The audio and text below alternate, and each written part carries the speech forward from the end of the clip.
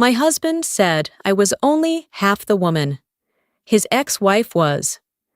My response shocked him completely.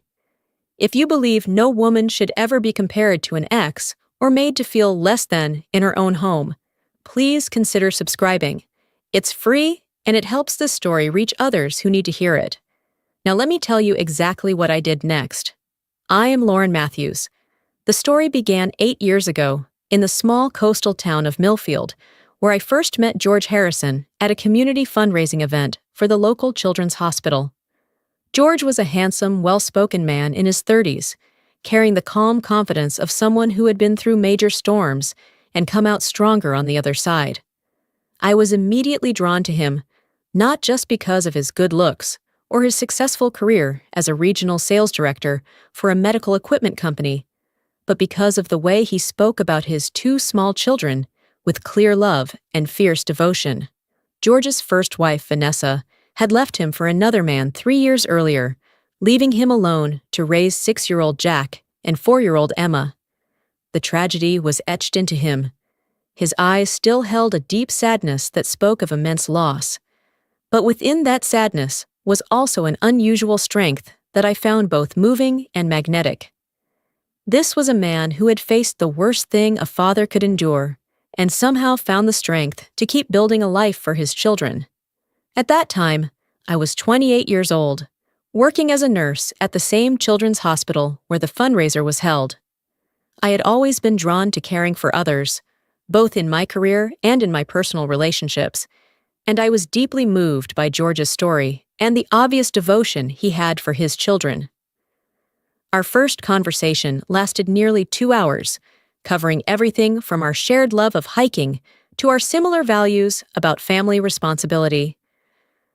Our relationship moved slowly because from the very beginning, George made it clear that his children would always come first, and that any woman in his life, any woman who stayed by his side, would have to understand and accept that reality. I not only accepted it, I fully embraced it. I had always dreamed of having a family, and the chance to be a mother to Jack and Emma while building a new life with George felt like a gift rather than a burden. The next 3 years of dating were marked by careful blending and genuine bonding.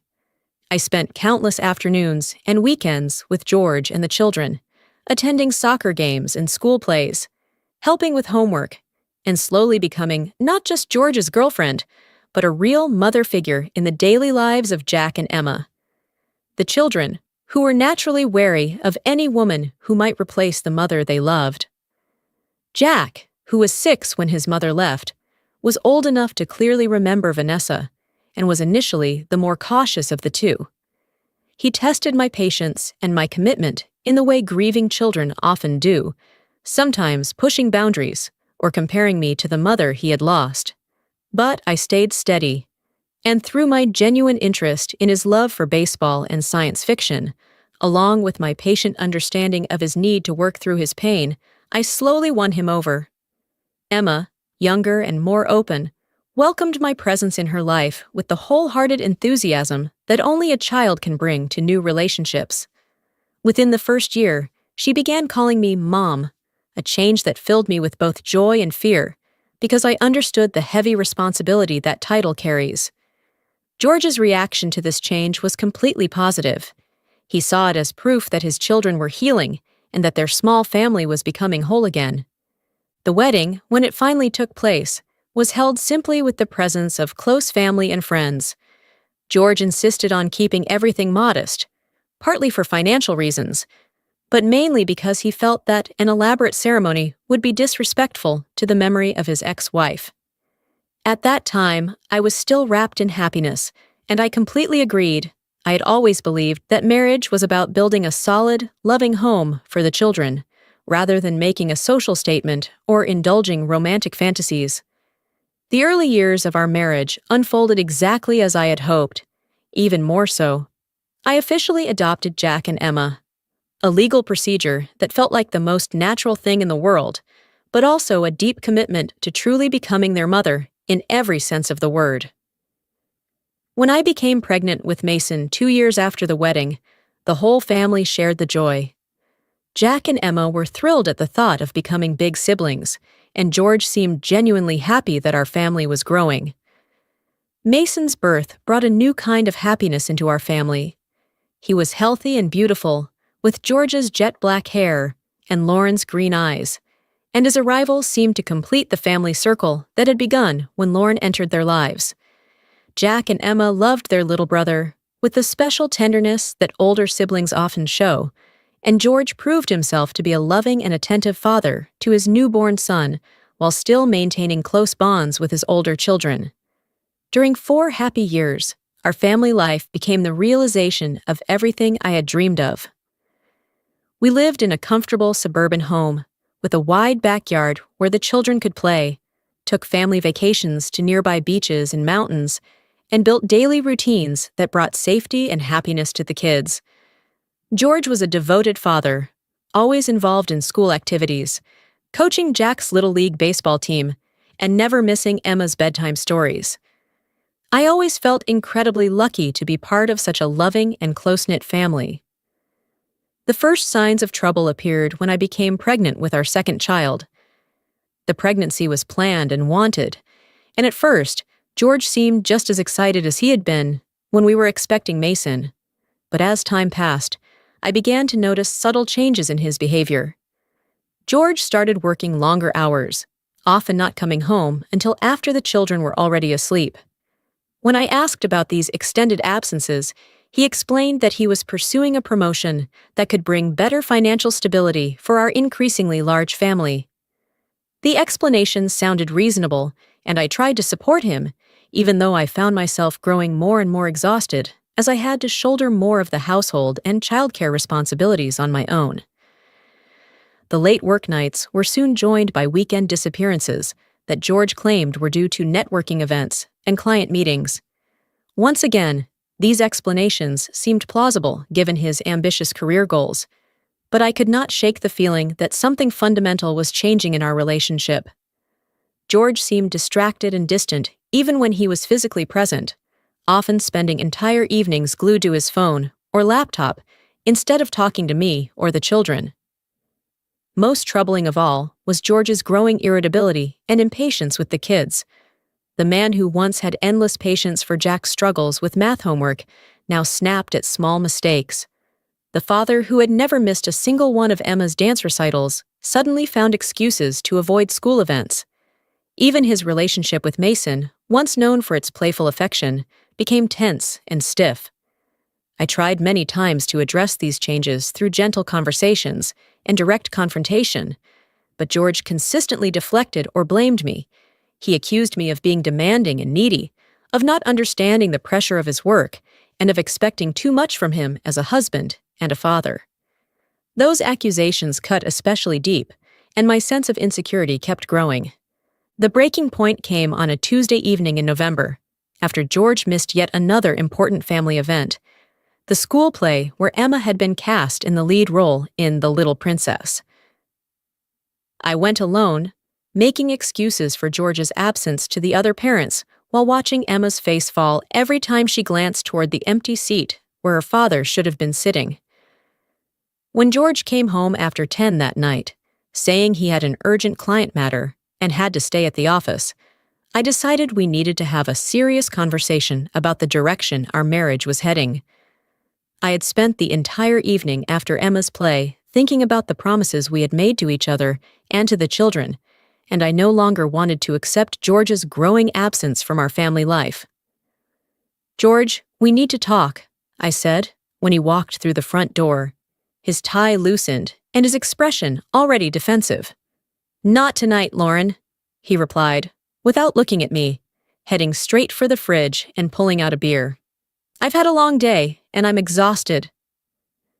"You've been busy a lot lately," I said, trying to keep my voice calm even as frustration rose inside me. "Emma had her play tonight. She did amazing, but she kept looking for you in the crowd." George clenched his jaw as he took a long pull from his beer. "I told you I had urgent work at the office. This is real life, Lauren. It doesn't always revolve around school plays or soccer games." The dismissive tone in his voice lit a fire in my chest. This isn't just about school plays or soccer games, George. This is your children's lives. These are the moments that matter to them, the memories they'll carry forever. Don't lecture me about my kids, George snapped, his voice rising enough that I glanced toward the upstairs bedrooms, hoping he wouldn't wake them. I work my ass off to support this family. Everything I do is for them. Providing isn't just about money, I shot back, my voice growing stronger. It's about being present, being involved, being the father they need. When was the last time you had a real conversation with Jack? When was the last time you read Emma a bedtime story? When was the last time you actually played with Mason? George slammed the beer bottle down on the kitchen counter, hard enough to make me flinch. I'm sick of your constant nagging, he said, his voice cold and filled with a contempt I had never heard from him before. I'm sick of you acting like you know what's best for everyone. You have no idea what I'm dealing with, what I've lost, what I've sacrificed. Then tell me, I pleaded, taking a step toward him despite the anger radiating off his body. Help me understand what's happening to us. We're supposed to be partners, George. We used to support each other. Now you can't even stand to be in the same room with me and the kids. George's face twisted with pain and rage, as if it were coming from some deep, toxic place inside him. You want to know what's wrong? He asked, his voice dropping to a dangerous whisper. You want to know what I think about when I look at this perfect little family you've built? I nodded, even though something in the sound of his voice made my stomach tighten with fear. I think about Vanessa, George continued, his words hitting me like blows. I think about the woman who should be standing here instead of you. I think about how she would handle this pregnancy, how she would take care of Jack and Emma, how she would make this house into a real home instead of some cheap imitation. Those words were cruel enough, but George still did not stop. Everything burst open, and years of bottled-up resentment and grief came rushing out, pouring like a flood of accusations and comparisons, destroying everything Lauren had ever thought she knew about their marriage. Do you know what the truth is, Lauren? George said, his voice growing louder and more poisonous with each word. You are only half the woman Vanessa was. You try your best to replace her, but you will never measure up. You will never be what Jack and Emma truly need, and you will never be the woman I truly want. I felt those words like a physical blow, every syllable aimed to wound and destroy. But George still did not stop. The final strike was already falling, the words that would haunt me for months afterward and change our marriage forever. I wish you would just disappear so she could come back, George said, his eyes cold and calculating as he watched the impact of his words on Lauren's face. Sometimes I think how much better my life would be if Vanessa were still here, and you had never existed. The silence that followed was deafening. I stood frozen in the kitchen, the room where I had cooked thousands of meals for the family, where I had helped the children with their homework and kissed their scraped knees, where I had imagined growing old with the man who had just told me he wished I would vanish, so his first wife, who had abandoned him, could return. The life I had built, the identity I had formed as a wife and a mother, the love I had given and received, all of it collapsed around me in just those few horrific sentences. When I finally found my voice again, it was only a whisper. How could you say that to me? How could you say that about the mother of your children? George's expression did not soften. It only grew harder when he saw the devastation his words had caused. Because it's the truth, he said simply, and maybe it's time both of us faced it. The conversation could have ended there, with me retreating to nurse my emotional wounds and George continuing his campaign of emotional destruction. But something inside me refused to accept that this was the ending of my story. Maybe it was the thought of Jack and Emma sleeping upstairs, trusting that the adults in their lives would protect and care for them. Maybe it was the life growing inside me, innocent of the poisonous forces that had infected my marriage. Or maybe it was simply the realization that I deserved better than to be destroyed by a man who had forgotten how to love anything except his own pain. I want you to leave, Lauren said, my voice growing steadier with each word. I want you to pack your things and get out of this house tonight. George laughed, a bitter laugh with no humor in it. This is my house, Lauren. These are my children. You can't throw me out just because I told you truths you didn't want to hear. These are our children, I corrected, emphasizing the word our. And they deserve better than to live with a father so full of hatred that he wishes their mother were dead. You are not their mother, George said, pulling out the card he clearly thought was his trump card. You're just the woman I married because I was lonely, and they needed someone to take care of them. Don't confuse convenience with love. Those words were meant to crush me, and for a moment they almost did. But as I stood there, absorbing the full cruelty of George, I realized that his attacks on me were never truly about me at all. They were about his own guilt, his own unhealed grief, his own failure to move past the tragedy that had shaped his life for so many years. You're right about one thing, I said, my voice turning so steely it surprised both of us. I'm not Vanessa. I didn't abandon my husband and small children to run after another man, and I never wanted to replace her in Jack and Emma's hearts. What I wanted was to love them, care for them, and help them build a happy life. I saw the anger flare in George's eyes. I took a breath, gathering the strength for the words I knew would be the most important I had ever spoken. But if you think that means I will stand here and let you abuse me because you can't deal with your own pain, you're wrong. And if you think I will let you hurt these children because you're too selfish and broken to be the father they need, then you are even more wrong.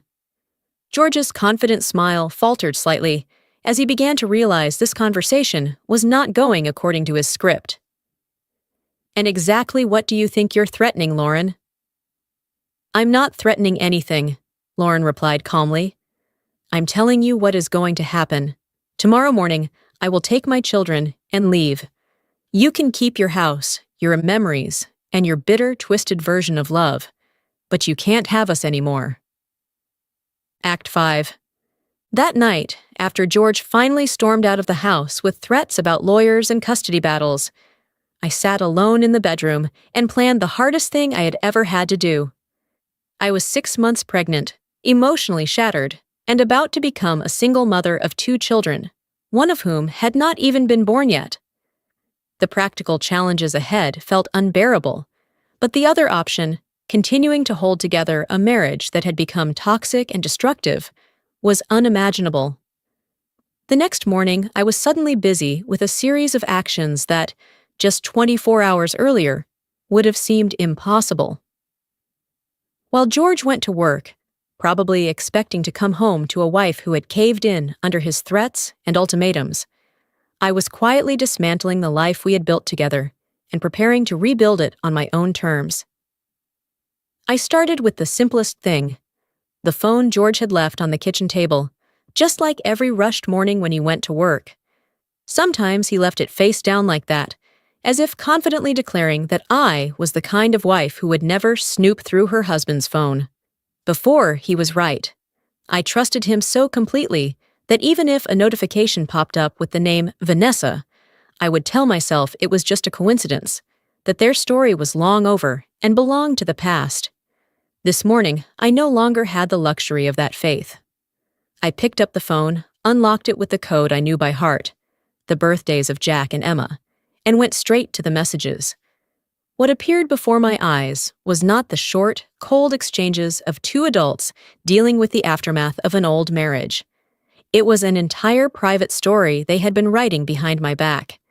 I scrolled higher, past strings of laughing emojis, red hearts, images of 2 wine glasses clinking together, a photo taken from a hotel room overlooking the ocean, the hazy horizon in the distance, and Vanessa's message, "This place is just like the first time we ran away together, do you remember?" Beneath it was George's reply, "I've never forgotten." I began screenshotting everything, every conversation thread, every photo, every line I used to make excuses not to look at too closely. Now, every tap of the screenshot button was a cut, sharp, and clear-headed. I searched by dates and discovered that the weekends George said he had to attend client meetings matched perfectly with their messages. I captured it all, every image, every word, saving it into a new folder on my own phone, simply named Vanessa. Each image was a piece of evidence, but also a confirmation of my own blindness all this time. When there was nothing left to capture, I put the phone back exactly where it had been, face down, as if it had never been touched. My heart was still racing, but a thin layer of ice was forming around it, making everything terrifyingly clear and orderly. I was no longer crying. I was only thinking about the next step. Money, the house, the things that belonged to me before I ever stepped into George's life, and the things I had brought into this family that he had always taken for granted. He could stand in the kitchen and declare that I was just convenience, but the numbers in a bank account never lie. I changed my clothes, tied my hair into a tight knot, grabbed my bag and the bank documents I always kept neatly filed in the drawer of my small home office. Before leaving, I glanced upstairs, where the children were still sleeping, their hair messy on their pillows, their faces relaxed in dreams, unaware that their world was about to change. Then I closed the door, locked it, and drove to the bank where George and I had sat so many times signing papers and talking about the future of our family. At the counter, I offered the clerk a polite smile and told her I wanted to open a separate account in my own name and transfer into it a sum from the joint account, exactly half of what we had saved. My hands did not shake. My voice was steady, as if I were doing something completely ordinary, like paying the children's school fees or making a car loan payment. When she asked for the reason, I shrugged and said, I want to split some of it off for easier management, in case there's an emergency involving the kids while my husband is traveling for work. It wasn't completely a lie. I really was preparing for an emergency. It was just far bigger than anything she could imagine. My next stop was a self-storage facility about 30 minutes' drive from our house. I had searched for it online before dawn, lying in the dark, listening to the children's steady breathing, my fingers moving across my phone screen as I chose a well-reviewed place that rented by the month. The morning manager looked slightly surprised when a pregnant woman with neatly tied hair, an oversized sweater, and jeans walked in and asked to rent a small unit, paying 3 months cash up front. I signed the contract, received the padlock and key, listened as he briefly explained the hours and rules. I nodded, thanked him, and then stood alone in the empty concrete space, feeling as though I had just laid the first brick of another life. Over the next few hours, I went back and forth between the house and the storage unit 3 times, moving like a ghost through my own life. I opened the old wooden cabinet in the bedroom, where I kept the small box of my grandmother's inheritance, the faded silk scarf, the antique white gold jewelry set, the handwritten letters she had sent me when I was studying to be a nurse. Everything was carefully wrapped and placed into cardboard boxes. I took down the paintings I had bought with my own salary in my early working years, before I had ever met George, from the living room walls. I gathered the photo albums from my childhood, the pictures of me in my nursing uniform on graduation day, the moments where George did not exist at all. Those things were mine, completely and absolutely. He had no right to touch them, just as he had no right to decide whether they would be kept or sold to split the assets. In the afternoon, as I sat alone at the dining table with my laptop open in front of me, I traced through the hotel booking confirmation emails George thought he had erased without a trace. He had forgotten one thing. Electronic credit card statements always leave their own separate trail. I logged into our joint bank account, scrolled through the transaction history, and saw repeated charges at the same highway motel, a small suburban restaurant we had never once gone to together. Every charge matched the exact times George had claimed he had to go on urgent business trips or weekend conferences. I wrote down the dates, times, and amounts, downloaded the detailed transaction records. Hidden among those rows of numbers, I also found smaller purchases, movie tickets, ice cream, toys, at the shopping center near Vanessa's new neighborhood. As the sun began to set, Pale orange light spilled into the living room, and the house looked outwardly peaceful as always. Mason played with building blocks on the rug. Jack and Emma worked on their homework at the dining table. The soft scratch of pencils on paper mixing with the quiet music I played low in the kitchen. From outside, if anyone had been looking in, they would have seen nothing but an ordinary family afternoon. No one would have known that inside my computer, inside my phone, inside the self-storage unit half an hour away, a new version of my life was being assembled piece by piece, silent, methodical, and unforgiving. The next morning, I woke before the alarm went off. Pale light just slipping through the curtains, and in the first few seconds, my mind tried to cling to the old routine, checking whether George was back, wondering where he slept last night. Then the memory of that Tuesday night rushed in of the words he said about wishing I would disappear so Vanessa could come back. I lay there for a few breaths longer, one hand resting on my belly. The baby stirred slightly, a clear reminder that I no longer had the right to be weak. George was not in the bedroom. He had come back to the house late the night before, banged on the door, shouted through the closed wood that I was overreacting, that we needed to sit down and talk like adults, that for the sake of the children, I should swallow my pride. I didn't open the door. In the end, he threw out a few vague threats about how he would talk to his lawyer, then went downstairs. I slid out of bed and went into the bathroom with the feeling that I was operating someone else's body. Every movement was precise, mechanical, brushing my teeth, washing my face, tying my hair, applying moisturizer. I took the only navy blue suit I owned from the closet, the one I had bought a few years ago for my nursing supervisor interview, the outfit that made me look grown-up, sharp, and hard to shake. I did my makeup more carefully than usual, covered the dark circles, put on a deep shade of lipstick that sharpened my features. When I looked up at the mirror, the woman staring back at me was not Lauren, who lowered her voice whenever George got angry, not the woman with trembling tears in the kitchen on Tuesday night. She looked calm, professional, her eyes cold but clear, hiding layers of rage and grief behind an exterior that felt almost impenetrable. Good. That was the face I needed to carry with me today. I drove to the lawyer's office. The city was waking up, neighbors, walking their dogs, children with backpacks waiting for the bus shops, opening their doors, pulling up shutters, arranging pastries behind glass displays. It felt strange to realize that for them, this was just another ordinary morning. For me, this was the day my marriage officially shifted from something rotting quietly in silence into a thick legal file with a case number and a red stamp.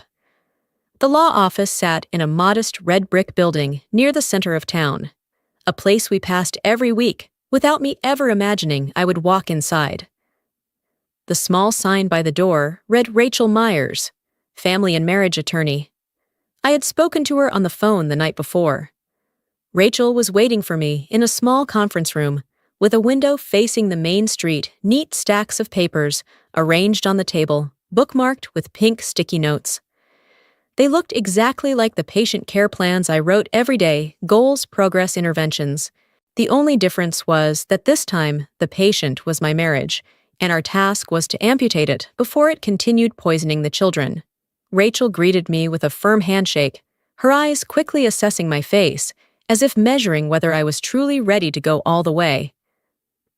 We will file the divorce petition and the emergency restraining order at the same time. I want to make sure that the moment George receives the papers, he cannot come back here and unload his rage on you and the kids. She handed me each file one by one, explaining everything carefully. The divorce petition detailed the history of the marriage. It listed the times he missed the children's events. It recorded my attempts to talk the times I was labeled nagging, not understanding pressure, and unreasonably demanding. Attached were the printed copies of the messages between George and Vanessa that I had captured, everything numbered, clearly annotated. The part that made my breath catch was the emergency restraining order.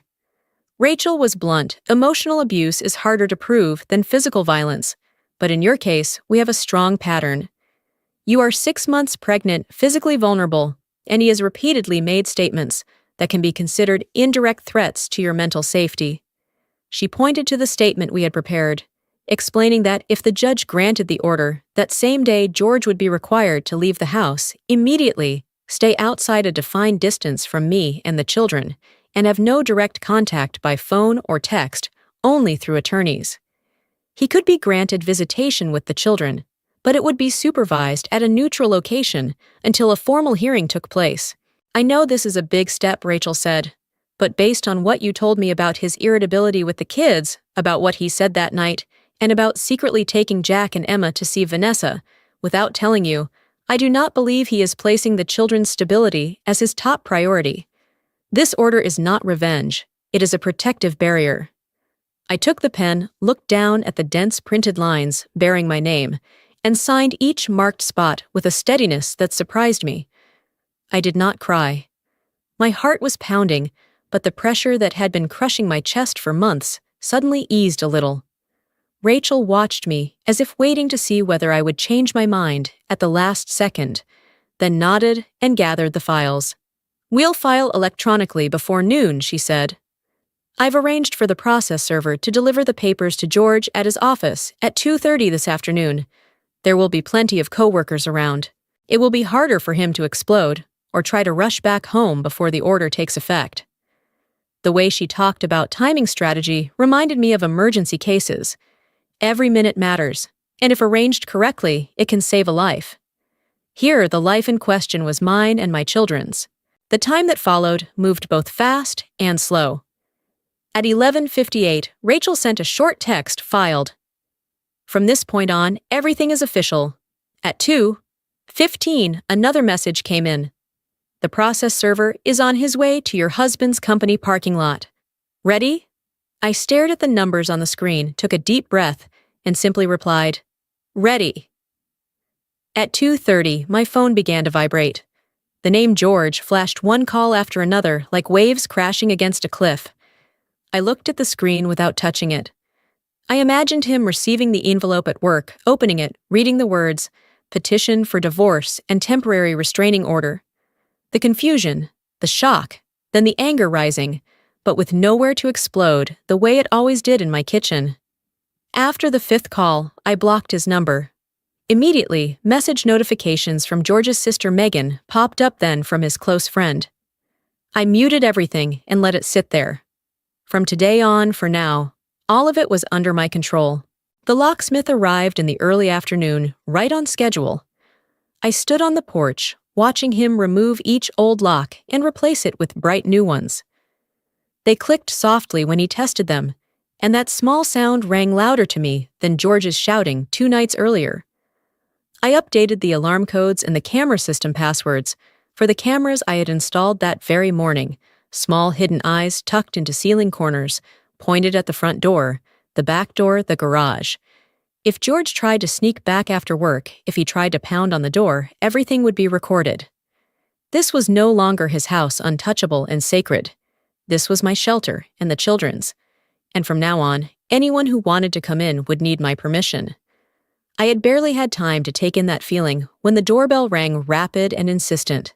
Through the phone screen linked to the camera, I saw George's parents on the porch, Robert and Diane, with an expression I knew well fueled by outrage and by a version of the story told by their son.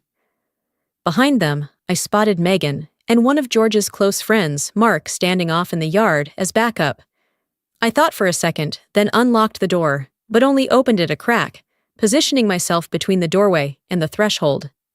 I did not invite anyone inside. That was the first boundary. "What do you think you're doing?" Lauren Robert burst out, almost immediately, his voice so loud the neighbors could probably hear it from inside their homes. "Why did you send someone to his workplace to serve divorce papers? Why did you ask for a restraining order? Do you have any idea what you're doing to George's career?" Diane stood beside him, eyes already red, hands trembling as she clutched her purse. "Child, there must be some misunderstanding here," she pleaded. "George said you lost your temper that night, said cruel things, and now you're throwing him out and banning him from seeing the kids. You can't do something like this over one argument. Every married couple fights." I listened to them as if watching a play whose lines I already knew by heart. I knew exactly what George had told them, that I was too sensitive, that I turned everything into a tragedy, that he had only misspoken in a moment of anger, that somehow I was the one who had made him into a victim. I inhaled slowly and kept my voice calm. I didn't ask for a restraining order because of an argument I said. I asked for it because my husband told me in my kitchen, while I was pregnant, that he wished I would disappear so his ex-wife could come back, and because he had been secretly meeting Vanessa, going to hotels with her, while still living in this house, eating the food I cooked, letting me take care of his children. Robert tried to interrupt me, but I raised my hand to stop him. If you came here to talk like adults, we can continue. But if you came just to shout at me based on whatever George told you, then I will close the door right now. Diane rushed in her voice, flustered and tinged with anger. George said, he said Vanessa only wanted to see the kids a little, that you wouldn't allow it, so he had to hide it. She hadn't even finished the sentence when I pulled out my phone, opened the Vanessa folder, selected a few random photos and messages, and held the screen up in front of them. Vanessa standing in a hotel lobby in a tight dress. George taking the photo from behind. Diane covered her mouth. Robert took the phone, his eyes scanning each line as the color literally drained from his face. In that moment, they were no longer my angry in-laws attacking me, but two aging parents realizing their son was not the man they had believed him to be. They stood in silence for a long time. Finally, Robert handed the phone back and took a step away. George, he didn't tell us any of this, he stammered. I shrugged. I guess it wasn't convenient. They left without another word, their posture collapsed, heads bowed like people walking away from a funeral. I closed the door, locked it carefully, and leaned my back against the wood for a long moment, before realizing that I was shaking not from fear, but from the feeling of having just torn down a curtain of lies that had covered every relationship around me. That evening, Diane called again. I looked at her name on the screen, hesitated for a few seconds, then answered. Her voice was much smaller now, hoarse from crying. I'm sorry, Lauren, she said directly. I thought it was just a mistake. I didn't know he had gone this far. I didn't know he would dare say those things to you while you're pregnant. She paused, sobbing. I can't defend him anymore. But if there's anything I can do to help you and the children. I listened to her, felt the genuine pain in her voice, but something inside me had already closed. I thanked her. We ended the call with a few polite words, with none of the warmth of the times she used to hug me in the kitchen in years past. I knew from here on my relationship with George's family would never return to what it had been, and I also knew with absolute clarity that there was nothing like before left that was worth holding on to anymore. In the days that followed, my phone turned into a kind of loudspeaker for the entire town of Millfield. George's friends, co-workers, and old acquaintances took turns texting and calling. Some scolded me for overreacting. Some begged me to think about the children. Some advised me to talk to George one more time and not let the lawyers manipulate me. What hurt the most was that not a single one of them asked me what had actually happened in that dark kitchen on Tuesday night. No one asked, "What did he say to you? You're pregnant? Are you okay?"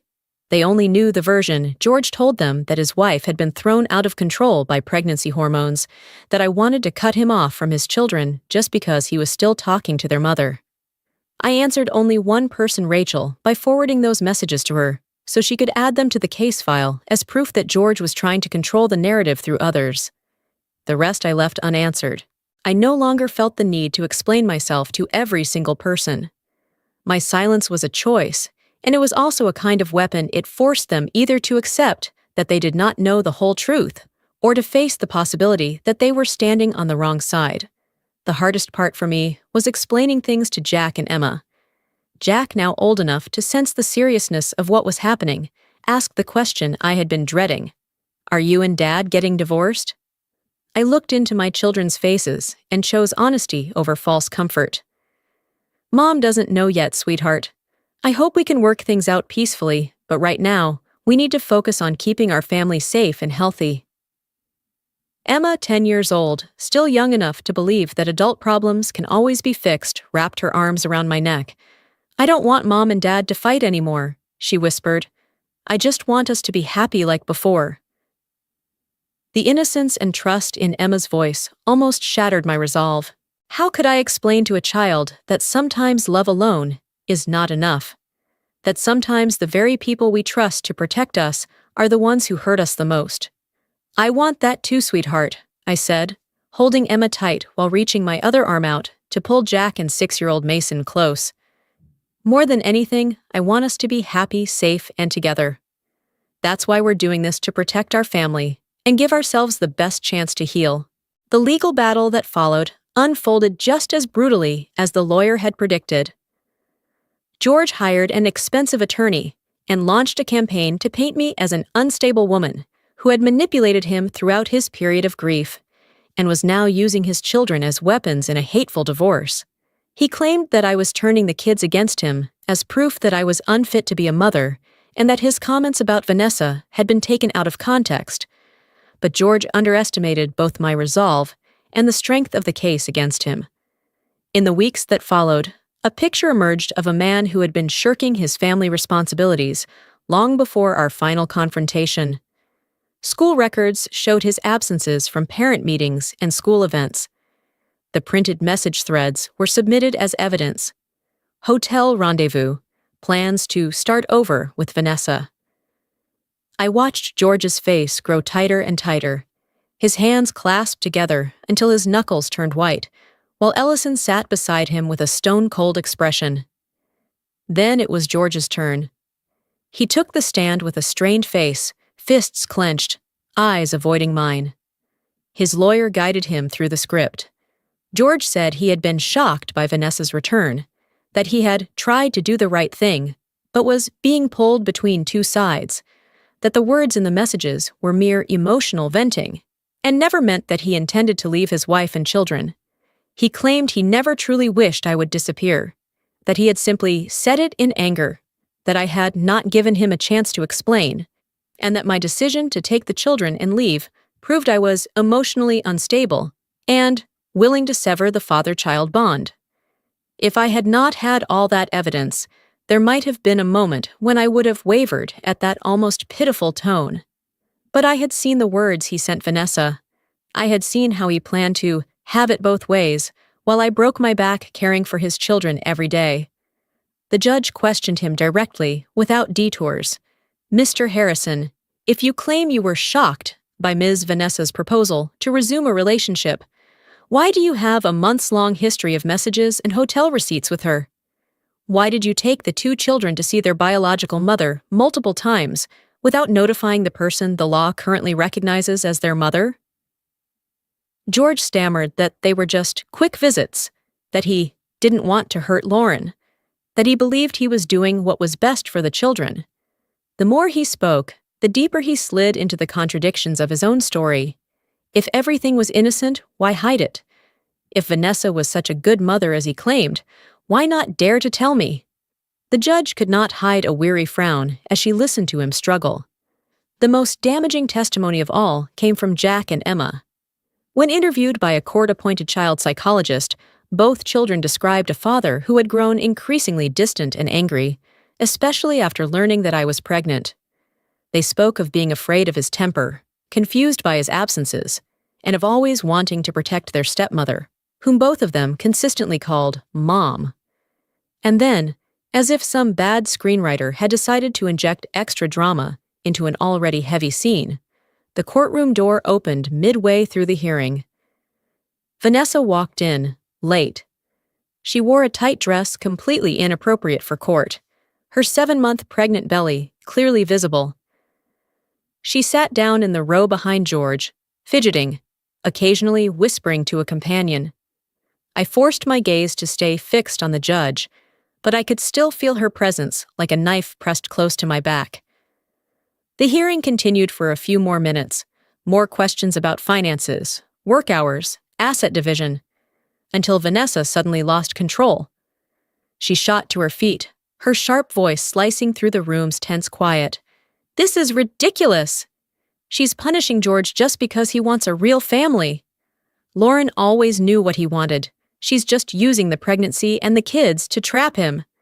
With each sentence, her face flushed deeper red, her finger pointing straight at me as if I were the defendant in the trial of her life. She began ranting about the rights of the biological mother, about how I had stolen her children, about how I was using the restraining order to strip the kids of their chance to see their real mother. The judge's gavel slammed down on the bench, sharp and decisive, silencing the entire room. Her voice cut through the air like steel. "Ms. Vanessa, this is a formal court proceeding. You are not a party to this case. You will be silent immediately, or I will order you removed from the courtroom." But Vanessa did not stop, still trying to shout that. "Everyone is misunderstanding, that I only want to help George have the life he deserves." Two court officers stepped toward her, their expressions making it clear they had no intention of debating. The judge turned fully to Vanessa, her voice dropping another degree colder. "You have already appeared more than enough in this file as an individual involved in deception and in causing emotional harm to Mrs. Harrison. Now you continue to demonstrate a lack of respect for even the most basic legal procedure. I hereby extend the current restraining order. You are strictly prohibited from contacting Mrs. Harrison and her children, directly or indirectly, for 6 months. You are also forbidden from appearing at their home or workplace. If you utter one more word, I will hold you in contempt of court." Vanessa's mouth fell open, her lips trembling. But before she could speak again, the officers gently but firmly took hold of her arms and escorted her out. The door closed behind them, the sound of her high heels fading down the tiled hallway. George closed his eyes for a brief moment, one hand rising to pinch the bridge of his nose, the expression of a man who had just realized the ship he had been clinging to for so long was sinking right in front of him. Rachel glanced at me, the corner of her mouth lifting into a very small smile, the smile of someone who had just watched the opposing side shatter its own argument with its own hands. The court adjourned for 15 minutes so the judge could review the entire file one final time. Rachel and I sat in the hallway, speaking very little. I watched other people passing by. Some couples, some parents. Faces worn with the same kind of exhaustion as ours, each carrying their own version of a story. In that moment, I realized that no matter how many painful details my story held, it was still just one of countless fragments of what people call family.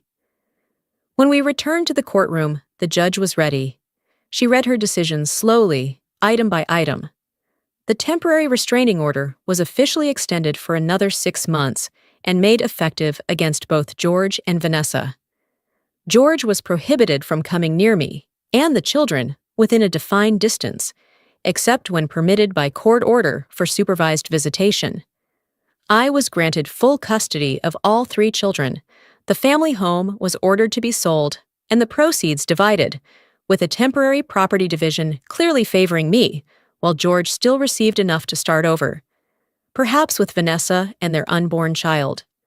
The legal victories, however satisfying they seemed, were only the beginning of my real challenges.